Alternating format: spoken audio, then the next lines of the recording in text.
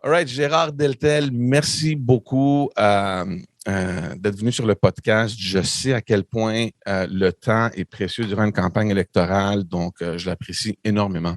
Et c'est moi que ça fait plaisir. Puis, de toute façon, on s'est déjà croisés dans d'autres vies. Et ce qui est important en politique, c'est de parler du monde. La politique, c'est du monde. Alors, oui, on le fait en présentiel, comme on dit maintenant, mais on le fait aussi en virtuel par les podcasts et ça permet de rejoindre un paquet de monde. Et chaque personne qu'on rencontre, c'est une personne de plus. C'est le propre de la politique. Je dois aborder la question parce qu'on se connaît, je vous connais un peu indirectement depuis votre passage à l'Assemblée nationale. Et j'avoue aussi que vous étiez parmi les plus durs adversaires là, qu'on avait en opposition. Quand vous pensez à Québec puis à l'Assemblée nationale, est-ce qu'il y a un pincement de cœur? Est-ce que c'est quelque chose qui vous manque même un tout petit peu? C'est très intéressant comme question parce que, disons que je me l'ai fait poser à l'occasion, puis l'occasion est pas mal fréquente aussi. Mais la même chose aussi pour mon ancien métier quand j'étais journaliste. Les gens me demandent, t'en es-tu du journaliste? Vous savez, moi, je suis chanceux dans la vie, j'ai fait 2 métiers. J'ai été journaliste et là, je suis en politique. Et les 2 métiers, je les adore. Si j'avais eu quelques regrets de l'Assemblée nationale, quelques regrets à la Chambre des communes, peut-être, mais je suis très heureux dans ce que je fais, très heureux à rencontrer le monde, très heureux à débattre des enjeux fédéraux. Je ne vous cacherai pas que c'est différent, bien entendu, mais la job, c'est la même de toute façon. Soit au fédéral ou au provincial, la politique, c'est du monde. Alors, c'est de rencontrer les gens, c'est de les écouter, c'est de travailler ensemble sur différents enjeux qui touchent la province, qui touchent le fédéral, et ça fait partie du débat public, c'est ça que j'aime. Et je suis chanceux. Dans les 2 cas, j'ai eu beaucoup de plaisir.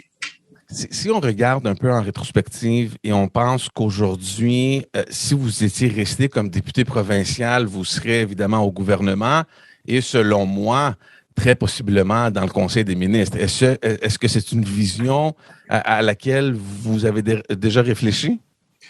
C'est sûr qu'il y en a pas mal qui réfléchissent là-dessus et qui me l'ont dit, mais premièrement, on peut jamais prévoir quoi que ce soit. Il est évident que je regarde ça et que j'ai été très ému quand j'ai vu mes vieux chums de campagne, les gens avec qui j'ai fait ma première élection en 2008, l'actuel ministre Éric Kerr, l'actuel ministre François Bonnardel. C'est évident que mes vieux chums de l'ADQ de 2008, première campagne, qui n'auraient jamais rien envie pour battre une première fois, première campagne électorale, c'est toujours émouvant de voir que ces gens-là s'accomplissent maintenant comme ministres. Je ne porte pas de jugement sur leurs décisions, sur leur politique, c'est plus l'aspect humain, au même titre que quand, en d'autres temps, j'ai vu mon ancienne collègue de travail, Véronique Tremblay, devenir ministre, ou encore que j'ai vu des adversaires farouches d'ailleurs, du clan libéral, devenir ministre, ou encore des adversaires farouches du clan du PQ. Alexandre Cloutier, pour moi, est un type de qualité exceptionnelle. On avait quelques divergences sur l'avenir du pays, mais énormément de respect pour lui. Puis quand il est devenu ministre, je l'ai chaleureusement félicité. D'ailleurs, petite anecdote, on s'était croisés sur Grande Allée, il était avec son garde du corps. Comme vous savez, les ministres au Québec ont toujours un garde du corps. Je regarde le garde du corps, je dis, écoutez, on se connaît là. Et là, je prends Alexandre, je dis, je suis content pour toi. Et là, même, je suis comme un pommier. Ça n'a rien à voir avec les objectifs politiques, ça a à voir avec l'humain. Alors oui, je suis très heureux quand je vois mes vieux chums de l'ADQ exercer le pouvoir, avec évidemment des positions qui prêtent à examen, c'est ce qui s'appelle le débat public. Mais c'est sûr que personnellement, de voir ces gens-là qui sont là, c'est le fun, c'est sûr. Au même titre qu'un Alexandre Cloutier, j'étais content. Parlons un peu de la campagne. Les conservateurs ont eu une excellente première semaine. On le voit évidemment. Vous avez réussi dans une semaine seulement de réduire l'écart qui vous séparait des libéraux à un pourcentage qui, selon moi, pour une campagne où il reste encore un peu moins d'un mois à faire, est pas mal négligeable. Qu'est-ce que vous allez faire pour maintenir cette tendance-là? Il faut toujours être prudent avec les sondages. Puis comme j'ai la mauvaise habitude de dire, si je me fiais aux sondages depuis 13 ans en politique, je pense que je me serais pitché en bas du pont 50 fois minimum. Tellement qu'il ne faut pas se fier aux sondages, dans le sens où c'est une indication, mais il ne faut pas dire que c'est le seul sondage. Puis je sais que c'est cliché, mais c'est ça la réalité. Le seul sondage qui compte, c'est le nombre de votes que tu as dans la boîte. Soit dit en passant, les gens de Louis-Saint-Laurent peuvent déjà voter depuis mercredi dernier, et j'invite tout le monde à le faire, d'autant plus que j'ai été le premier à déposer mon bulletin dans Louis-Saint-Laurent. Et petit clin d'œil, premier candidat reconnu à travers le Canada. C'est la petite fierté que j'ai grâce à l'équipe qui me soutient, puis parce qu'en politique, on n'est rien si on n'a pas une équipe de bénévoles derrière soi et des gens extraordinaires qui collaborent avec moi. Et j'en suis fort heureux. Ce que là, on constate actuellement, c'est qu'on est exactement où on voulait être. Vous savez, en politique, on contrôle une chose, nous autres. On ne contrôle pas l'adversaire. L'adversaire fait ses trucs de son côté. Nous autres, on contrôle ce qu'on a à faire. Et le plan de match établi par le chef il y a déjà plusieurs mois. Je peux vous le dire parce que je suis collé sur Erin O'Toole tous les jours comme leader parlementaire. Ça fait des mois que Erin sait exactement où on s'en va et le plan de match est fait en conséquence. Donc, nous, on regarde ce que l'adversaire fait, ça leur appartient, mais nous, on contrôle notre agenda. Et jusqu'à maintenant, ça va bien, je le reconnais. D'entrée de jeu, on voulait tout de suite mettre la table sur nos promesses électorales, sur nos engagements électoraux. L'élection, c'est pas juste des tambours et des trompettes puis des pancartes, c'est des idées. Tout de suite, on a déposé notre programme électoral de plus de 160 pages sur les 5 piliers qu'on avait déjà identifiés il y a déjà quelques mois. Donc, on savait où on s'en allait. Deuxième journée, ici à Québec, on a tout de suite pris position pour l'enjeu principal fédéral pour l'élection cette année, c'est-à-dire le troisième lien. Est-ce que oui ou non, on est pour le financement à 40 % tel que demandé par M. Trudeau? Tout de suite, nous, on a pris par M. Legault.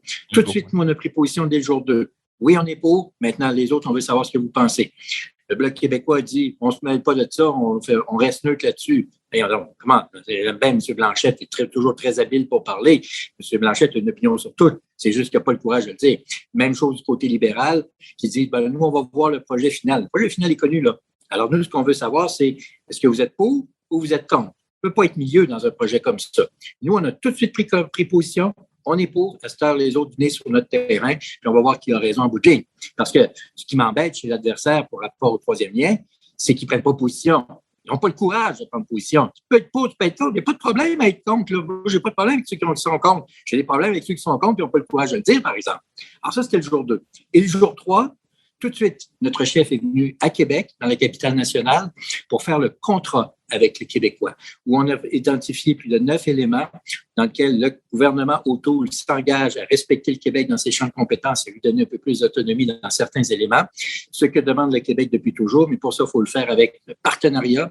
Et nous, c'est pas un fédéralisme à géométrie variable, ou enfin, on a toujours trouvé des noms. Nous, c'est le partenaire. On est partenaire avec le Québec. Le fédéral est partenaire avec le Québec et c'est le contrat que fait M. O'Toole. Donc, voyez-vous, notre plan de match était d'entrée de jeu, se définir tel que nous sommes et ce que l'on propose aux Canadiens comme parti. Et ça, je reconnais que ça va bien. Il y a beaucoup de gens sur le terrain qui me disent, on ne le connaissait pas, votre homme, là, M. O'Toole, là, mais j'écoute, puis ouais, ça a bien l'allure, son affaire. C'est exactement ce qu'on souhaitait. Alors, ça va bien, mais on ne s'énerve pas parce qu'il reste encore 28 jours. J'ai l'impression, surtout avec cette bonne première semaine que vous aviez eue, qu'il y a actuellement des stratèges libéraux qui sont partis à la pêche puis qui suivent vos candidats de très, très près. Qu'est-ce qu'ils disent, les déclarations qui sont faites, qu'est-ce qu'ils partagent sur les réseaux sociaux, etc. C'est sûr, c'est normal. Toutes les parties ont ce qu'on appelle les pêcheurs. Là, on va chercher les faux pas. J'ai comme l'impression qu'ils vont faire attention particulière sur les thèmes de l'avortement, les thérapies de conversion, en général, les droits de la communauté LGBTQ. Est-ce que ces thèmes-là sont le talon d'Achille des conservateurs, car ça vous a fait du mal durant la dernière campagne?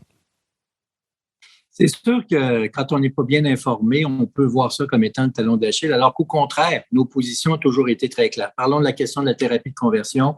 Tous les conservateurs, tous, sans exception, qui ont pris part au débat, qui ont voté sur le projet de loi C6, tous sont contre les thérapies de conversion. Par contre, il y en a qui ont des préoccupations sur la définition qui a été inscrite dans la loi, qui, à un certain moment, peut même empêcher des parents de parler à leurs enfants de cette situation-là.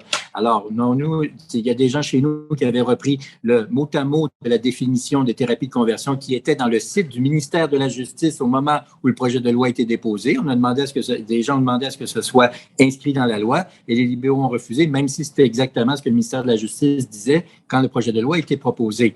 Et concernant les LGBTQ, notre chef, Erin O'Toole, quand il a été élu à la suite d'une élection complémentaire en 2012, si mes souvenirs sont bons, en 2013, M. O'Toole, son premier vote à la Chambre des communes, son premier vote a été de voter avec 5 autres collègues, donc très mineurs à l'intérieur du caucus, sur les droits des LGBTQ. La feuille de route ou le track record, comme on dit en mauvais français, de Erin O'Toole est éclatant dans ce domaine-là. Toujours été du côté LGBTQ, s'est fait élire chef en disant qu'il était pro-choix, point final, comme il dit lui-même. Donc là-dessus, c'est clair.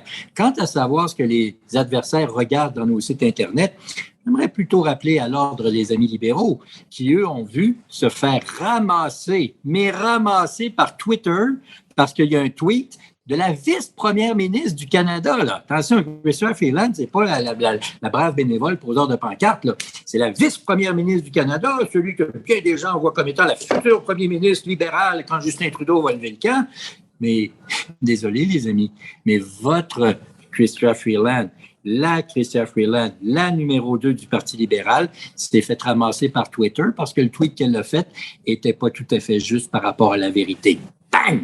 Alors, avis aux adversaires, commencez donc à vous checker avant de penser à nous attaquer sur des fausses prémices. Parlons un peu d'économie. Je trouve que les messages qui sortent, surtout dans les médias, ne font pas trop allusion à l'économie. C'est une des rares fois là, que je vois ça dans une élection. Donc, je veux qu'on parle un peu d'économie. On vit actuellement une époque où les déficits et la dette, c'est du jamais vu. Notre Banque centrale nous a avisé la semaine passée que l'inflation est passée à 3,7 % avec une projection de jusqu'à 3,9 jusqu'à la fin du troisième quart. Il paraît qu'au Canada, on a de l'argent qui pousse sur les arbres. Moi, en tout cas, je ne l'ai pas encore vu. Peut-être c'est dans les 200 milliards d'arbres qu'on nous a promis en 2019. Vous, selon votre plateforme, vous avez un plan de 10 ans pour rétablir un déficit zéro et rassainir les finances publiques. C'est quoi au juste le plan de match? D'abord, mettons les choses au clair, puis on ne commencera pas à cacher des éléments. Il y a 1 an et demi, quand la crise a éclaté, il était normal que le gouvernement investisse et s'implique fortement pour contrer ça, comme nous avons fait d'ailleurs en 2008. Alors là-dessus, quand la crise est arrivée, oui, on était d'accord pour qu'il y ait des dépenses qui soient faites. Mais 6 mois plus tard, même, je dirais, on avait signalé dès l'été dernier que la PCU, en plein été, quand on a 15 % de chômage puis on a une pénurie de main-d'œuvre, ça ne marchait pas. Mais pire que ça, voilà que le gouvernement, à des fins électoralistes de bas étage, a perpétué ce programme-là cet été pour le prolonger jusqu'au mois d'octobre à des fins électoralistes de bas étage. Quand au Québec, vous avez, selon les derniers chiffres que j'ai constatés, que j'ai confirmé, que j'ai regardés, vous avez 150 000 emplois disponibles, puis d'un autre côté, vous avez 100 000 personnes qui reçoivent encore la PCU. Il y a un mariage qui doit se faire du moment où on enlève la PCU. Et ça, malheureusement, M. Trudeau, ben lui, comme il dit lui-même, un budget, ça s'équilibre par lui-même. C'est peut-être la seule théorie économique que j'ai vue sur cet élément-là. C'est le seul à l'avoir prononcé tellement pas de bon sens. Mais ce qui nous déçoit encore plus, c'est que M. Trudeau n'a aucune idée de ce qui se passe dans la vie courante des Canadiens. Oui, en effet, comme vous l'avez dit, l'inflation grimpe sur il flirte avec le 4 %, ce qu'on n'a jamais vu depuis des décennies. Et M. Trudeau dit, moi, je ne m'occupe pas de politique fiscale. Voyons, c'est quoi ta job sinon de ne pas faire ça? C'est de s'assurer justement que oui, on ait la marge de manœuvre nécessaire, mais qu'on arrête d'imprimer de l'argent pour imprimer de l'argent. C'est la politique 101, c'est l'économie 101. C'est-à-dire que si vous imprimez trop d'argent, vous créez de l'inflation. C'est exactement ce qu'on a. Puis Trudeau, il s'en va dire, le premier ministre du Canada s'en va dire, ouais, moi, je ne m'intéresse pas à ça. Grave situation. Donc, nous, ce que l'on fait, on a un plan de match pour ramener au travail 1 million de Canadiens. C'est pas le gouvernement qui crée des emplois, c'est l'entreprise qui y crée. Nous, on a des crédits d'impôt parce qu'on ne donne pas de subventions comme telles, mais bien plutôt des crédits d'impôt pour aider les entreprises à embaucher des gens, à ramener les gens au travail. Il faut ramener les Canadiens au travail. Et également, on a un horizon de 10 ans parce que d'une décennie pour amener l'équilibre budgétaire. Parce qu'il faut être tout à fait conscient que si du jour au lendemain, on revient à l'équilibre budgétaire zéro, ça va faire plus de mal que de bien. Donc, il faut se donner un horizon correct, comme nous avons fait du reste en 2008 avec M. Harper et M. Flaherty, qui était le ministre des Finances, qui, comme on le sait, a laissé une mémoire extraordinaire sur ses actions et sur l'empreinte qu'il a sur l'économie canadienne. Donc, nous, on se donne un horizon d'une décennie pour ramener l'équilibre budgétaire. Nous, on croit que oui, on est capable de le faire avec des incitatifs pour stimuler l'emploi, stimuler le retour au travail, stimuler l'entreprise qui crée de la richesse, plutôt que de donner de l'argent pour des gens restés à la maison, rien faire, comme maintenant on voit malheureusement. Et je mets au défi quiconque, libéral, whatever, je mets au défi quiconque de me trouver un entrepreneur qui va dire que oui, c'est parfait, il faut rester ça de même alors qu'on est en pénurie de main-d'œuvre. Pénurie de main-d'œuvre veut dire qu'il faut ramener les gens au travail. C'est ce que nous, on propose. Je veux qu'on parle un peu de Québec. À la dernière campagne, puis suite à la victoire de la CAQ au provincial, il y a eu plusieurs conservateurs qui se sont excités pensant que ces votes-là allaient se traduire en vote conservateur. Malheureusement pour eux, ils ne connaissaient pas Yves-François Blanchet comme nous, on le connaît. C'est un excellent politicien, un parlementaire redoutable, puis on l'avoue, c'est un très bon campaigner. C'était tout un revirement pour le Bloc québécois qui, plusieurs pensaient qu'il serait disparu complètement de la carte électorale après 2019, suite évidemment à toute cette crise-là qu'il y a eu dans ce parti-là.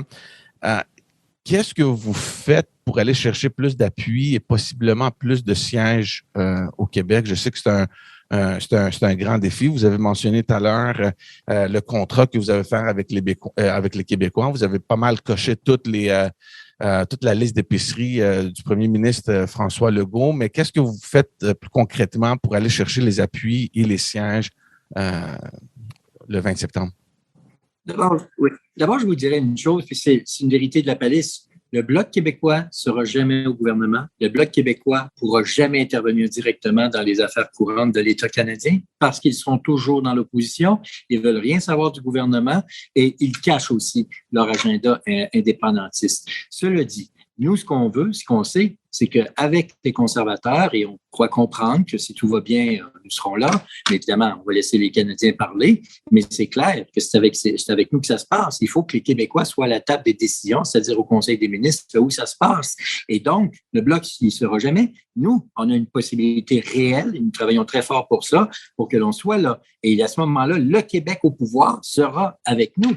Le Bloc québécois ne sera jamais au pouvoir. Alors, ils peuvent dire ce qu'ils veulent, ils peuvent revendiquer ce qu'ils veulent, ils peuvent hurler ce qu'ils veulent. Ça ne changera strictement rien. Ils n'auront jamais les clés du gouvernement pour agir concrètement. Mais rappelons-nous justement de M. Blanchet quand lui était au gouvernement. M. Blanchet a été ministre de l'Environnement sous le gouvernement de Mme Marois, souvenons-nous. Et quelle a été la marque de commerce de ce ministre de l'Environnement?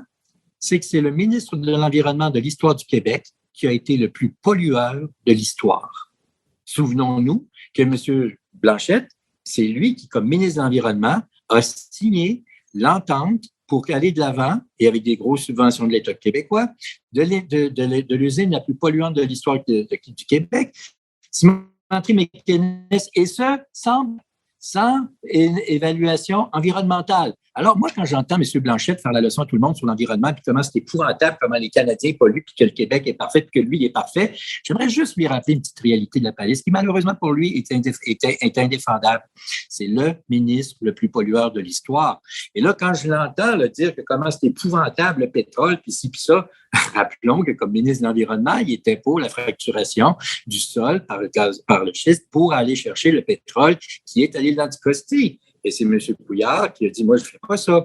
Mais lui, il était pour ça à ce moment-là. Quand il était au pouvoir, quand il avait les deux mains sur le volant, pour reprendre une belle expression, ben, il est allé sur un enjeu exactement le contraire de ce qu'il prétend aujourd'hui. Soyons alertes par rapport à ça. Et concernant justement la question de l'indépendance, eh bien, il a dit dans son assemblée devant ses membres en fin de semaine, il a dit que plus on défend l'Assemblée nationale, plus ça nous amène à l'indépendance. Alors, M. Blanchet fait semblant que là, théoriquement, il n'est pas indépendantiste, mais il s'est échappé en fin de semaine en lançant un message très clair sur la séparation. Alors, si M. Blanchet veut faire l'indépendance, pas de problème. Il y a un beau rendez-vous dans 13 mois à ce qui s'appelle les élections provinciales, puis il y a 125 belles jobs disponibles à l'Assemblée nationale. Bonne chance. C'est correct, vous pouvez le garder. C'est dans les mains des citoyens. Je veux qu'on reste au Québec un peu parce que M. Trudeau, il est en train de faire campagne au niveau national sur un projet de mettre sur place des garderies, un exemple qui prend du Québec, quelque chose, je suis sûr qu'on est tous fiers. Il a donné un chèque en blanc là, de 6 milliards de dollars au Québec à M. Legault. C'est un montant qui vient sans condition. Donc, on n'a ici au Québec aucune garantie que cet argent-là sera utilisé effectivement pour le réseau des garderies, alors qu'on a une liste d'attente de 50 000 enfants. Qu'est-ce que vous pensez de ça? Et en même temps, juste parce qu'on reste dans les questions du Québec, encore une fois, le gouvernement Trudeau, il finance avec l'argent des contribuables québécois un projet hydroélectrique à Terre-Neuve qui a été conçu spécifiquement pour faire compétition à Hydro-Québec et aux Québécois. Donc, c'est quoi le message, vous, que vous donnez aux Québécois sur ces deux enjeux-là? Bon, d'abord, prenons la question de Terre-Neuve. On a remarqué, comme vous tous, que le gouvernement du Québec avait été quand même assez discret par rapport à ça. On sait qu'évidemment, il y a plein d'ententes à négocier des deux côtés, que ce soit avec Terre-Neuve, que ce soit avec Ottawa, que ce soit avec les États-Unis. Et comme c'est un enjeu qui est davantage provincial sur l'hydroélectricité, on va laisser justement la province gérer ça. Mais sur le grand ensemble, je crois que le gouvernement fédéral, son devoir premier, c'est d'assurer qu'il y a un bel équilibre dans les ressources naturelles de province en province et que tout le monde sorte de là gagnant. Et c'est pas exactement ce qu'on a vu dans des ententes précédentes avec le gouvernement actuel qui, d'un côté, dit, si on prend justement les énergies qui sont dans l'Ouest, veut tout faire pour les étouffer, alors que juste au Québec, on a consommé l'année dernière, puis c'est les HEC qui le disent, 9 milliards de litres de pétrole, puis 40 de ça qui vient des États-Unis. Moi, je ne comprendrai jamais qu'un pays producteur comme nous, on achète à l'étranger. Maintenant, s'il y en a qui veulent encourager les Américains, c'est le choix. Moi, je préfère encore encourager le Canada. Ça, c'est pour la question de l'hydroélectricité puis de l'entente avec Terre-Neuve. Concernant les CPE, deux éléments avant d'aller au fond des choses. Dans un premier temps, c'est un enjeu qui est fondamentalement provincial. À preuve, le Québec a eu toute l'autorité et toute l'autonomie nécessaire il y a 20 ans pour déployer ce système-là qui, au fil des ans, s'est raffiné et a été amélioré, bonifié, tout ce que vous voulez, et qui fait partie maintenant du paysage quotidien. Bien, parce que, justement, c'est une entité propre, c'est un champ de compétences propre aux provinces. Rappelons, deuxièmement, que le Parti libéral fédéral, lui, le promet depuis 2015. Et au hasard, voilà que 6 mois plus tard, à 6 jours du déclenchement de l'élection, pouf, vous avez une entente surprise, puis pouf, 6 milliards de dollars, bing, on s'envoie ça au gouvernement du Québec. Alors, les gens ne sont pas dupes de voir qu'évidemment, c'est une autre approche électoraliste et qui arrive juste à la dernière minute avec 6 milliards de dollars. Allez hop, on sait qu'on est rendu à plus de 300 millions de déficit, mais ce n'est pas grave, on continue. Donc, prudence par rapport à ces deux éléments-là. Nous, notre approche est différente. Notre approche à nous, c'est d'aider directement les citoyens. Et c'est pour ça qu'on a déployé d'entrée de jeu un programme national pour aider les citoyens à faire leur choix qui leur est propre. Parce que oui, au Québec, nous avons ce système-là, mais nous avons aussi des gens qui vont dans le secteur privé parce qu'il n'y a pas de place dans les CPE, qui vont dans les secteurs privés et qui, là, ils ont besoin des crédits d'impôt. Alors, nous, c'est ce qu'on présente, c'est ça. La campagne est encore jeune. On aura l'occasion d'y revenir plus en détail sur le fin détail de cette proposition-là parce qu'au Québec, c'est une situation différente parce qu'il y a déjà un système qui est en place. On aura l'occasion de revenir, mais le principe fondamental conservateur, c'est le crédit d'impôt plus élevé pour les plus humbles d'entre nous pour aider à avoir un accès à la garde d'enfants, ce qui pour nous est important.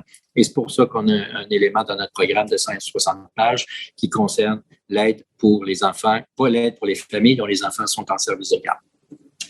On va terminer. Je sais que vous êtes occupé. On va parler un peu plus localement. Dans Louis-Saint-Laurent, comment ça va? C'est sûr que c'était une année très difficile pour tout le monde.